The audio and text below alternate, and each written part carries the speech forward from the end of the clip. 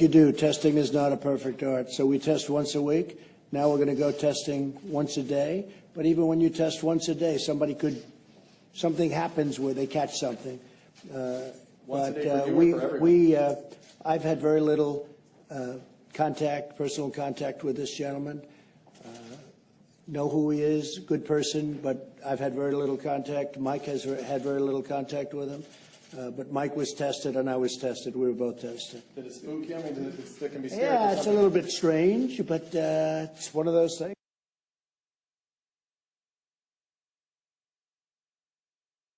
It's, as I said, I said yesterday, Governor, all people are warriors in this country. Right now, we're all warriors.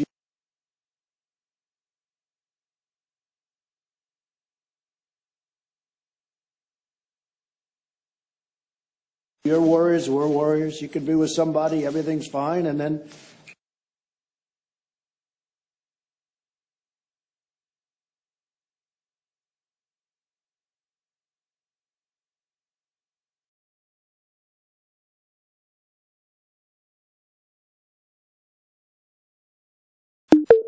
something happens to that person and all of a sudden test positive.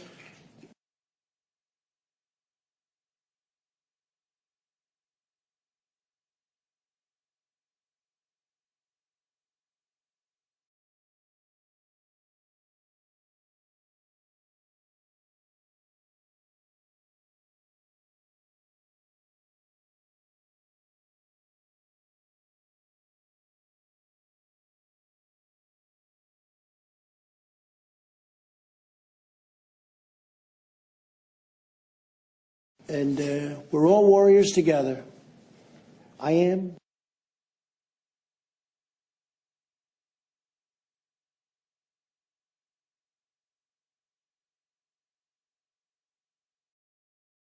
You are. We all are. It's what we were saying before. It shows that testing.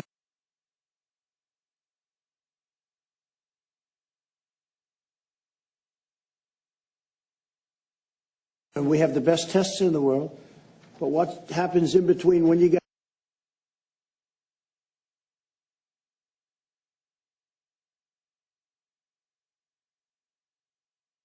tested and just a couple of days later? So in this case, there were a number of days missed, and it was a long weekend and things,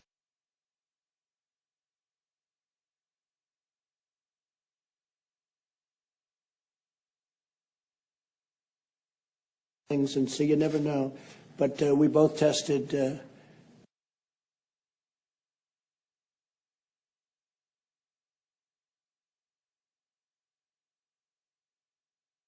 in a negative fashion, I guess you would call it.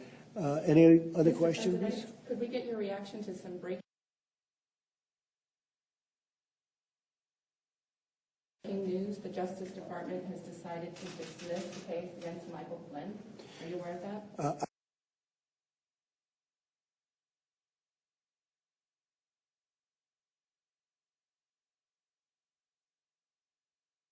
I didn't know that was happening at this moment. I felt it was going to happen just by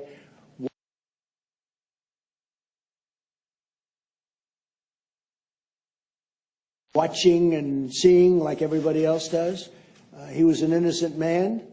He is a great gentleman. He was targeted by the Obama administration, and he was targeted in order to try and take down a president. And what they've done is a disgrace, and I hope a big price is going to be paid. A big price should be paid. There's never been anything like this in the history of our country. What they did, what the Obama administration did, is unprecedented. It's never happened. Never happened. A thing like this has never happened before in the history of our country. And I hope a lot of people are going to pay a big price because they're dishonest, crooked people. They're scum, and I say it a lot. They're scum. They're human scum. This should never have happened in this country. A duly elected president. And they went after him by going after fine people. And those fine people said, no, I'm not going to lie. I can't lie. He's not the only one. There are many of them. And they all said, I can't lie. They could have said something like, oh, make up a lie. Trump loves somebody or something or some country. And they said, oh, you wouldn't have any problem. That's what they were trying to do. And it's a disgrace. The Obama administration, Justice Department, was a disgrace. And they got caught. They got caught. Very dishonest people. But much more than this. It's treason. It's treason. So I'm very happy for General Flynn. He was a great warrior, and he still is a great warrior. Now, in my book, he's an even greater warrior. What happened to him should never happen again. And what happened to this presidency, to go through all of that and still do more than any president has ever done in the first 3 years, is pretty amazing when you think of it, with what we've done with regulations and tax cuts and Second Amendment and all of the things we've done. It's never happened. And until 2 months ago, we had the greatest economy in history. Unfortunately, we had to, like you did in Texas, we had to close it down. But for these people to have done that, I am very proud of General Flynn. I can tell you that right now. Who would you like to see pay a price for this? Oh, the people should pay a big price for what they've done to this country.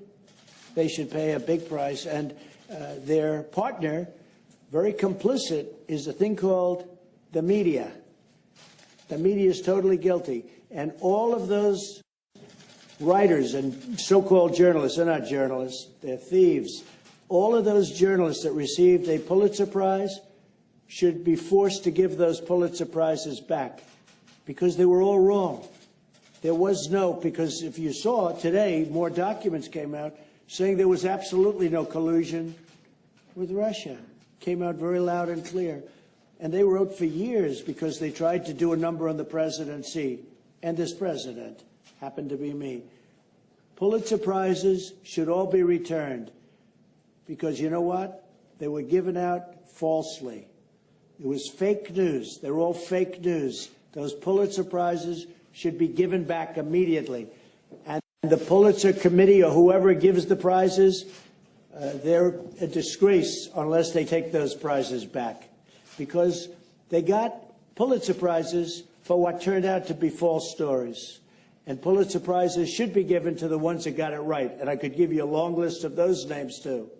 And you know who I'm talking about. You spoke to President Putin today. Did he I did. any ventilators or any equipment for his pandemic? Yes, we are helping various countries. As you know, Russia's having a hard time with the same COVID-19. They got hit like everybody else got hit. And we had a long talk, and also the 75th year. And you know what the 75th year means. It was very nice. He called me because we were partners, so to speak, for a very big, successful war. And it was very nice. He called as a congratulatory call and as a call of celebration, because it was the 75th year. And also, I suggested, if they need, because we have a lot of ventilators, if they need ventilators, we'd love to send them some, and we will do that. At the appropriate time, we'll send them some ventilators. Yeah, we'll be doing that. No, it was a very nice call. And remember this, the Russia hoax made it very hard for Russia and the United States to deal with each other. They're a very important nation. We're the most powerful nation. They're a very powerful nation. Why would we not be dealing with each other? But the Russia hoax, this absolute dishonest hoax, made it very difficult for our nation and their nation to deal. And we discussed that. I said, you know, it's a very appropriate time, because things are falling out now and coming in line, showing what a hoax this whole investigation was. It was a total disgrace. And I wouldn't be surprised if you see a lot of things happen over the next number of weeks. This is just one piece of a very dishonest puzzle. And you've been trying to arrange an arms control summit with President Putin and President Xi. Is that getting anywhere? We are talking about arms control with Russia, and we will go forward with that. And we are talking about it very seriously, having arms control. They have many nuclear weapons, and so do we. And we're talking about arms control with Russia. Yeah, they'd like to do it. We'd like to do it. Sir, can we ask you about the economy today? We've now learned that 33 million jobs have been lost in the last 7 weeks. Will there be more jobs lost in May, or is that number going to start coming down next month? Yeah, Peter, the number will start coming down at an appropriate time, whatever that is. I'm viewing the third quarter as being a very important quarter, because it's, as I said, that'll be a transition. I think you could almost say a transition into greatness, because I think next year we're going to have a phenomenal year economically. We're working very hard now. The governor's working along with us. The relationship with Texas has been phenomenal. And Texas is opening up, and a lot of places are opening up.